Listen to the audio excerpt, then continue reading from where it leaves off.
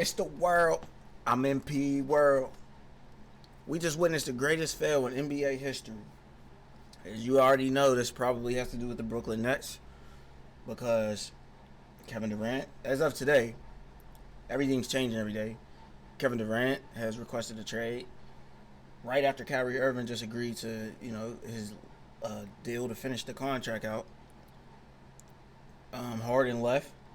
Ben Simmons got there, and now no one's going to be there. And you obviously got to know that Kyrie Irving's not going to want to play with on the Nets because who for what? Play with Ben Simmons, bro. Let's get it, man. Breaking news on the It's got to be the Nets. Special. Oh yes, nobody is waiting till 6 o'clock Eastern. Adrian Wojnarowski reporting that Kevin Durant is in fact headed to Brooklyn to join Kyrie Irving and DeAndre Jordan.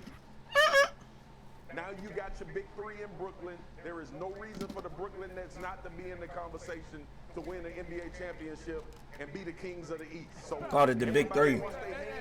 Everybody should be happy. Massive breaking news just in. According to our Adrian Wojnarowski, literally 4 minutes ago, tweeting this. Brooklyn Nets GM Sean Marks is working with Kevin Durant and his business manager Rich Kleiman on finding a trade. I don't know how I feel about Kevin Durant, bro. Initially, I was a OKC Thunder fan from the beginning. When he left, I was heartbroken. And I was also mad because he left after they lost to the Warriors. Unacceptable, you know what I'm saying? And then he gets the 2 rings with the Warriors, which is very soft to me, but I like it because, there got to be like a heel and a face. If you watch wrestling, you know what a heel and a face is. There's got to be a good character, bad character. He was on his little villain vibe. So, I fuck with it. But now, like, you go to the playoffs. Y'all had a chance in the playoffs. Y'all didn't even perform for real. And now you up out of here that fast. Like, immediately. I don't know, man.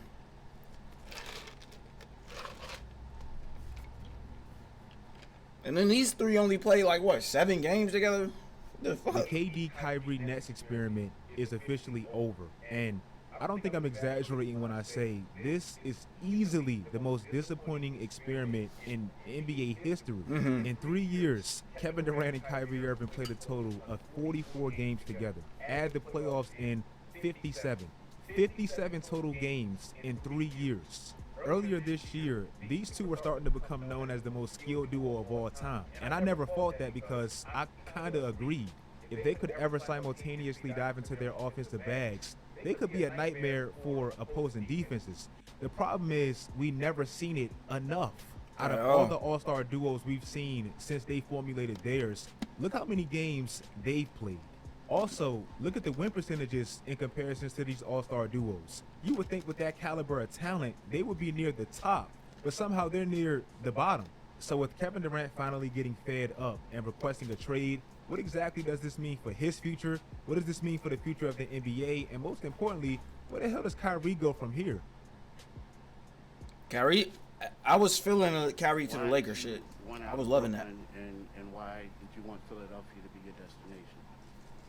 This dude on my screen right now, super fraud. I don't care what no one says. Doesn't do nothing in the playoffs. Don't care what no one says. I don't care. Whatever. Say what you want to say.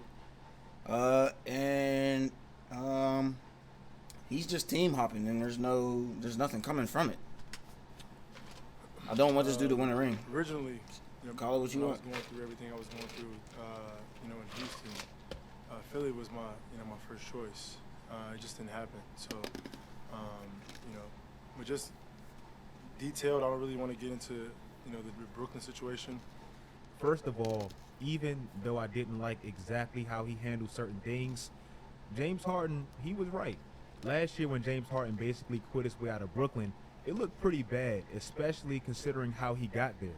Him actually deciding to leave when on the outside it looked like things were getting rough and he decided to bail, it ultimately turned out to be the best situation for him, especially with him being the only one out of the big three without an NBA championship. Kyrie Irving has probably come close to maximizing his peak, meaning it's not much more he can do legacy-wise for us to look at him much differently. Kevin Durant, yeah, he can win more championships and prove he didn't need Golden State, but he solidified championship-wise. I mean, he won. A championship would have most definitely meant the most to James Harden between those two. So he really didn't have that much time to waste. I feel that. Now I think about it like that. Kyrie Irving's behavior problems and all his issues with Brooklyn, it started literally the moment James Harden walked through the door. As he got traded to Brooklyn, the world was wondering where the hell was his all-star teammate on a 7-game hiatus. So Kyrie didn't exactly make the best first impression. James Harden in his second season with Brooklyn only played a total of 8 games with Kyrie Irving. Out of a possible 110 games played, James Harden only played 31 total games with Kyrie Irving. So from his point of view, the potential of that big three trio was literally only potential on paper. They never played together. It is unreal, 30 for 30 unreal, that out of a possible 110 games they could have played together, James Harden, Kyrie, and Kevin Durant, they only played 16 total games 16, together. I thought it was 16, 7. and they won 13 of them. This big three literally played one playoff series together, put up godly numbers, and then after that, we literally never seen them together consistently again. So going into James Harden's future, he would have wasted possibly minimum another year with Kyrie Irving, not knowing exactly how he'll be as a teammate, and most importantly as a professional. So you can understand his concern. Plus, James Harden is showing a different commitment to winning a championship with Philly, taking a more team-friendly deal to get the best possible championship team surrounding him. So that cleans up his messy Nets departure even further. So what about Kyrie Irving? I mean, he just opted back into that contract earlier this week as he found out how little leverage he actually has. So where does he go possibly without Kevin Durant? I'm going to keep this kind of short because I think that directly symbolizes Kyrie's options. I don't really think he has many. I'm almost positive that if Brooklyn is going to lose Kevin Durant, they're going to lose Kyrie in the process. The only reason they even got Kyrie, dealt with Kyrie, sustained Kyrie, is because he came with Kevin Durant. So You damn why right. keep him? With knowing that the Brooklyn Nets clearly want to go more into a rebuild direction, losing Kyrie Irving and Kevin Durant, that means that if they do lose KD solely, that kind of gives Kyrie back the leverage. It's being reported heavily that Kyrie wants to join the Lakers, and with us already seeing the little options he has on the market and him just opting back into that deal, so essentially making him a one-year rental, what options do the Nets really have if they want to get rid of him besides the Lakers? The Nets' options are literally one of three. Either bundle him up in a package with Kevin Durant, which I will talk about in a quick second, trade him to the Lakers, the only team willing to trade for him on a one-year rental, or awkwardly let him play out his one-year deal in that opt-in contract, which to me is kind of weird if you know you don't really want him around. So ultimately, Kyrie may have done so much damage in Brooklyn, and they may be so tired of Kyrie Irving that they're willing to trade for Russell Westbrook and pair him up with Ben Simmons. That is disgusting, but they'll do it for the one-year salary dump, take a few Lakers picks just to get Kyrie out of their hair. So if the Nets Don't nobody wanna see want to that move shit. on from Kyrie, they may have to trade this man to the Lakers, which is crazy. They only have 1 of 3 options: get rid of him and trade him in a bundle with Kevin Durant, which I'm hearing some teams, they don't even want to deal with Kyrie. They just want Kevin Durant, keep him awkwardly, or give him to the Lakers. It's 1 of 3. And what about Kevin Durant? I'm assuming he's just burnt out from this Kyrie fiasco. I've seen reports that he actually still wants to play with Kyrie, just not in Brooklyn. I've seen conflicting reports that he and Kyrie weren't even in communications when Kyrie opted back in. I think he's done with Kyrie. That's what I think.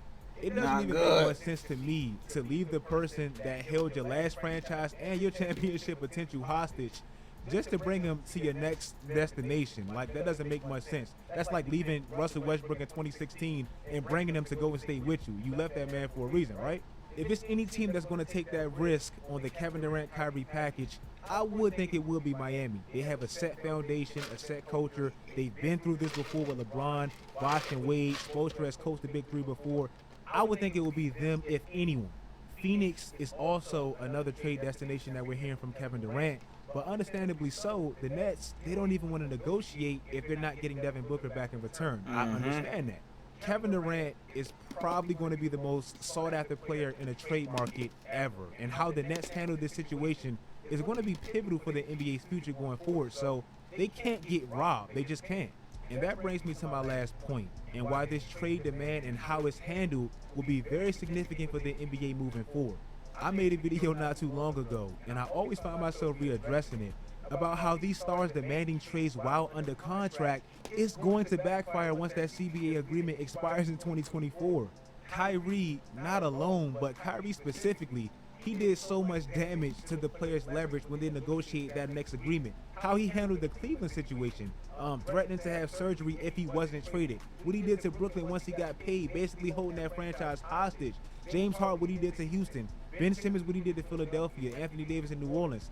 And now you have Kevin Durant signs an extension, a 4-year contract with Brooklyn, and 1 year later he's back on the market. That's like, crazy, that's going to bro. be readdressed. I just said about Kyrie and the Nets. They may have to trade this man to the Lakers because he did so much damage. No team is going to trade a 1-year rental or trade valuable assets for a 1-year rental of the most sporadic player maybe ever. So what does that mean? He's the for most Kyrie? dramatic player he can ever. actually go where he wants if the Nets really want to get rid of him. I can't argue with that. Owners Kyrie's my going favorite forward, player. They're not going to like the fact that they can pay players, and essentially after that they have to bow down to him because they have no more power. Bradley Beal, he just signed a 5-year, 200, damn near close to Nikola Jokic. I can't believe contract, that deal, bro. And I think he's going to act out next year. Like, stuff like that, it will be addressed. And Kevin Durant, the face, one of the biggest faces of the league, doing it now, it's only gotten worse.